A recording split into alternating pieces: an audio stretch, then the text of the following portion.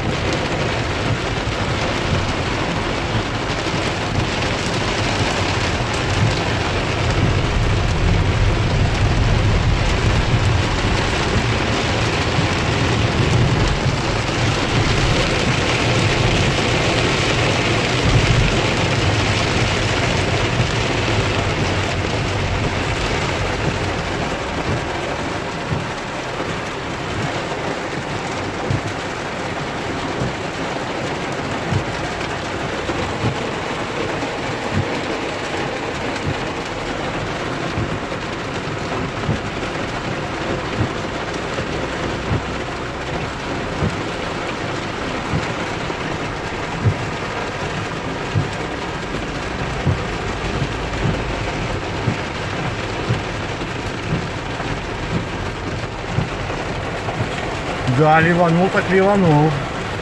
Главное, чтобы завтра так не вальнул. Не ливанул в субботу. Регистратора нет? Приходится вот так ехать.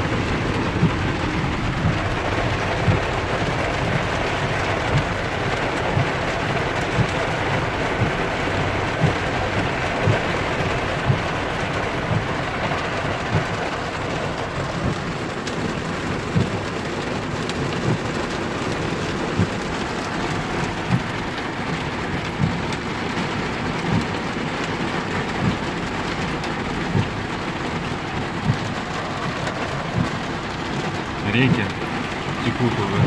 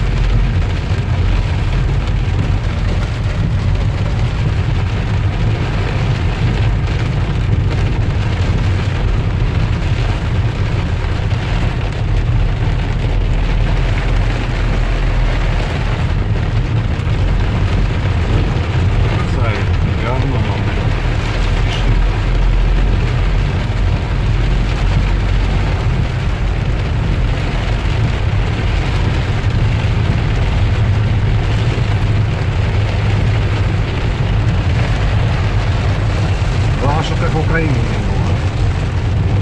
Потопчик. Там под крышу вообще залило все.